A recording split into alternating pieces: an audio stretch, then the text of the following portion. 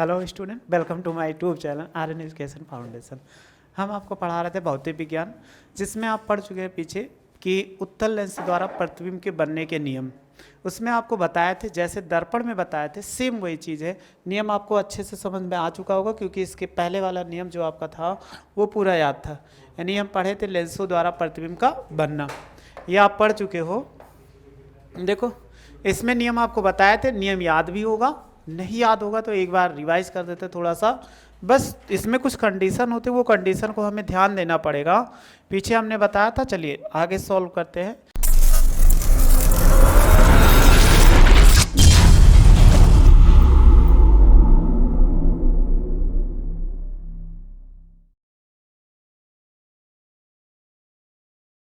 तो आपके पास दिया उत्तल दर्पण के द्वारा लिखा हुआ ये, यानी यहां पर द्वारा है।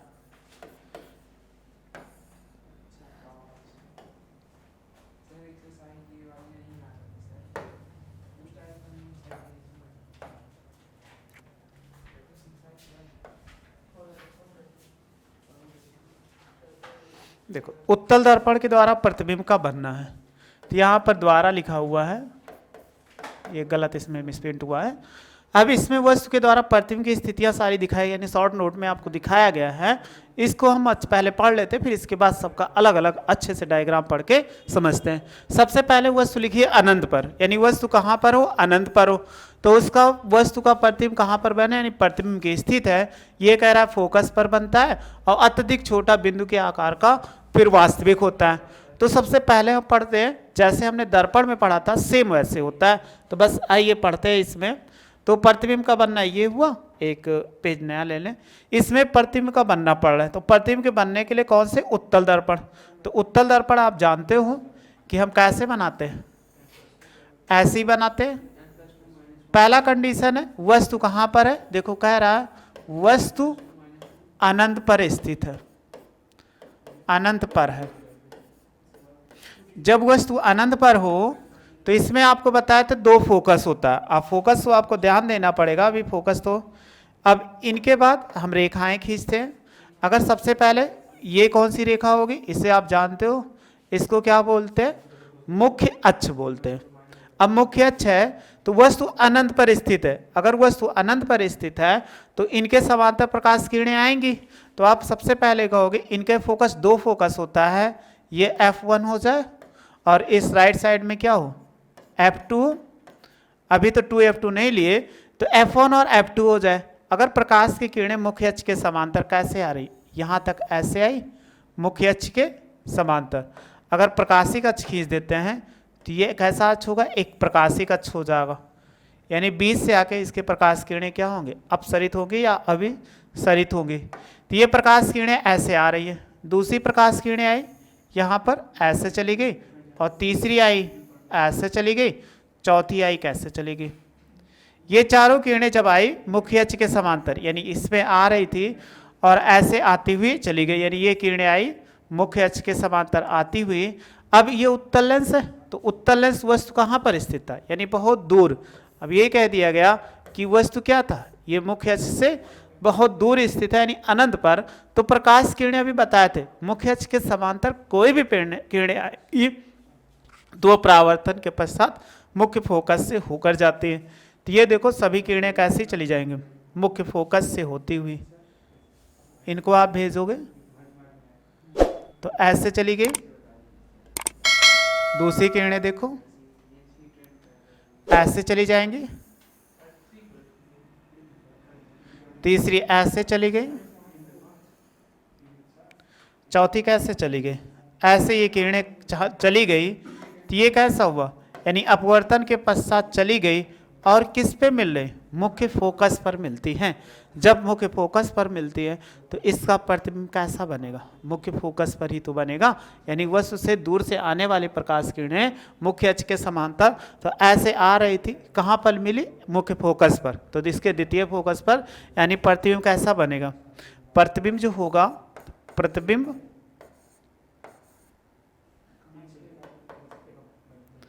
प्रतिबिंब लिखा हुआ है, प्रतिबिंब कैसा बनेगा, आप कहोगे वास्तविक बनेगा, वास्तविक बनेगा और ये क्या होता है, उल्टा भी बनता है, वास्तविक उल्टा, और ना समझ पाओगे, उल्टा वस्तु से बहुत छोटा, यानी वस्तु से बहुत छोटा, बहुत छोटा तथा द्वितीय फोकस, द्वितीय फोकस F2 पर बनता है। ये इसका प्रतिबिंब हो जाएगा, जो चीज़ कहा गया वही चीज़। अब इसका स्क्रीनशॉट ले लो, फिर अभी एनालिसिस कर लेते हैं। देखो इसमें दिया गया वस्तु कहाँ पर अनंत था, प्रतिबिंब कहाँ बना F2 पर, ये लिखा हुआ F2 पर अत्यधिक छोटा और बिंदु के आकार का वास्तविक बना उल्टा, जो आपने डायग्राम की सहायता से आपने देख लिया कि एक ऐसा प्रतिबिंब बनता है। फिर दूसरा आता है 2F1 से परे। अब 2F1 से परे का मतलब क्या हो जाएगा, फिर इसी में बनाना है, लेकिन वस्तु क्या हो 2F1 से परे।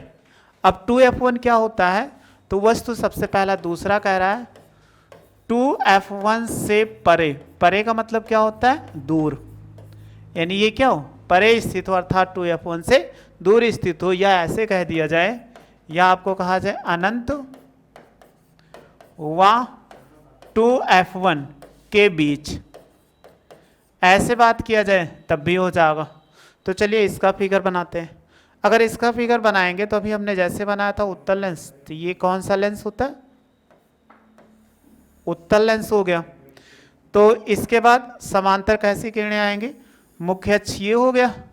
अब मुख्य अक्ष में क्या कह रहा है, सबसे पहले F1, तो आप कहोगे F1 यहां पर होगा, F1 की दुगनी दूरी को 2F1 कहते हैं, ये कितना होगा 2F1 हो जाएगा। अगर इस साइड 2F1 है तो आप राइट साइड देखो यहां पर, तो ये क्या होगा F2 होगा, और इसकी दुगनी दूरी कितनी होगी 2F2 होगा, यही तो हो जाएगा। F1 था तो इस पे सबसे पहले कोई वस्तु स्थित हो, कहां पर कहा गया किससे दूर स्थित हो, ऐसे दूर स्थित हो, तो हम किसी वस्तु को यहां पर स्थित कर देते हैं। ये वस्तु ऐसे स्थित है। सबसे पहले प्रकाश किरणें कहां से जाएंगे, अगर देखा जाए मुख्य अक्ष के समांतर जाएंगे। अगर मुख्य अक्ष के समांतर लेकर जाएंगे तो ये प्रकाश किरणें ऐसे चली गई,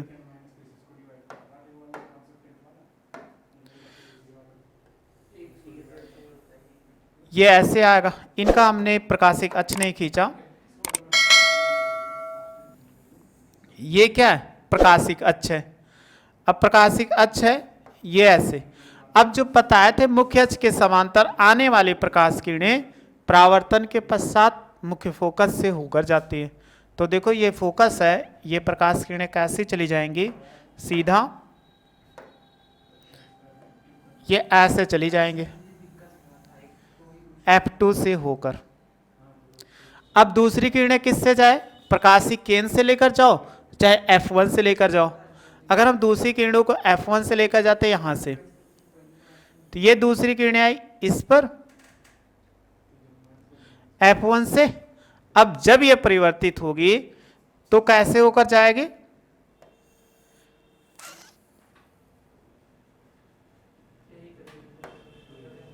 दूसरी किरणें होंगी तो ये कैसे चली जाएंगी, ऐसे चली जाएंगी।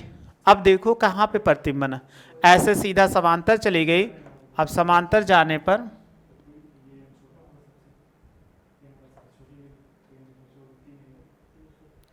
यानी ये प्रकाश किरणें कैसे चली गई, समांतर चली गई। तो ये देखो किरणें कैसे आई थी, ऐसे आई थी, और इसके बाद परावर्तित हुई अपवर्तित हुई तो ऐसे चली गई।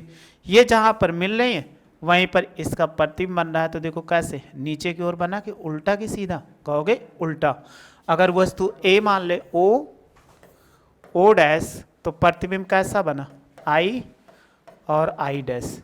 तो इसका प्रतिबिंब देखो कैसा बन रहा है, यानी वस्तु अनंत पर, अनंत और 2F1 के बीच में, इस साइड अनंत होगा, अनंत और 2F1 के बीच में, तो प्रतिबिंब कैसा बना, देखो प्रतिबिंब जो हुआ,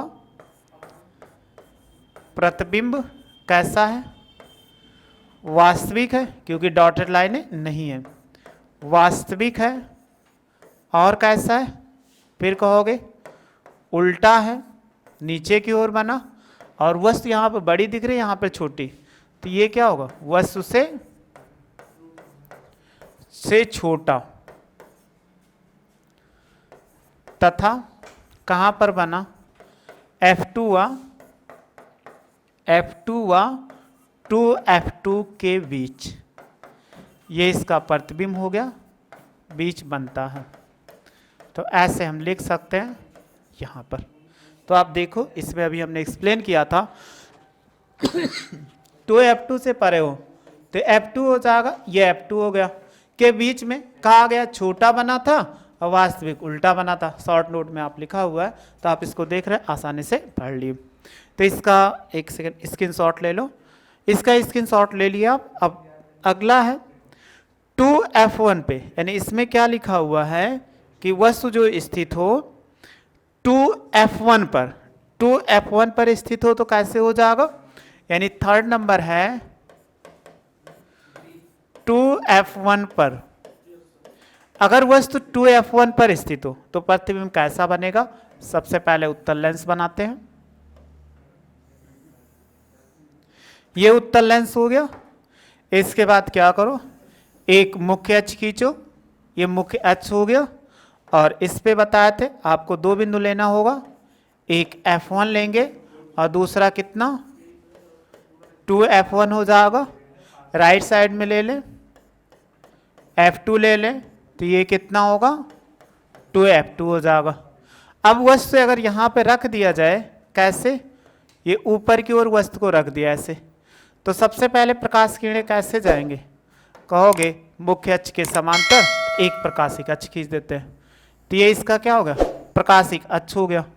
अब प्रकाशिक अक्ष होने पर ये किरणें जब ऐसे लेकर गए तो देखो यहाँ पर ऐसे आया, तो ये आने पर यानी प्रकाश किरणें मुख्य अक्ष के कैसे चल रही हैं, यानी वस्तु O' मुख्य अक्ष के समांतर चल रही थी। जब ये अपवर्तन होगा तो मुख्य फोकस से होकर जाएंगे, तो ये ऐसे चली गई, ये ऐसे चली गई, यानी इस दिशा पे। अब दूसरी किरणें किससे जाएंगे, चाहे प्रकाशिक केंद्र से लेकर जाओ, चाहे हम मुख्य फोकस से लेकर चले जाएं। अगर हम दूसरी किरणें मुख्य फोकस से लेकर गए,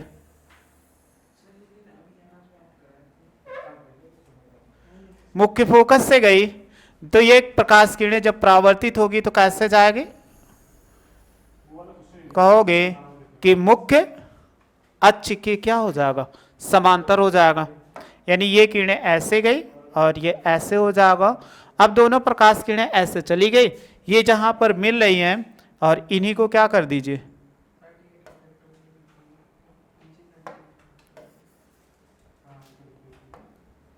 जब इनको इससे मिलाओगे तो ये क्या होता है 2F2 होता है। ये ध्यान देना 2F2 पर, बस थोड़ा सा कम दूरी ज़्यादा होने के कारण ऐसा बन रहा है। तो ये प्रतिबिंब I और I' पर बनता है। तो देखो जितनी बड़ी वस्तु है उतना ही बड़ा प्रतिबिंब बन रहा है, तो इसका जो प्रतिबिंब बन रहा है उतना ही बड़ा। तो हम लिख सकते हैं प्रतिबिंब कैसा है, देखो प्रतिबिंब कैसा है, वास्तविक। और कैसा है, कहोगे उल्टा है, तो उल्टा हो जाएगा। और क्या है, वस्तु के बराबर है, वस्तु के बराबर। और कितना है, तथा 2F2 पर, 2F2 पर बनता है। ये चीज तो कह रहा था इसमें कि कैसा प्रतिबिंब बनता है, तो 2F2 पर बनता है। इसका अभी हमने कहा था 2F1 ये लिखा हुआ था, तो 2F2 पर बनता है। और समान साइज यानी वस्तु के बराबर और वास्तविक और उल्टा बनता है। तो ये आपको आसानी से समझ में आ चुका है। फिर इसके बाद कह रहा है इसमें, बस इसका स्क्रीनशॉट ले लो। बस पढ़ते में 3 स्थितियों का समझ लेते हैं, ताकि अभी 3 और है उसको नेक्स्ट वीडियो में समझते हैं। यदि वीडियो अच्छी लगी हो तो लाइक सब्सक्राइब करना ना भूलें। वीडियो देख लें। Thank you so much.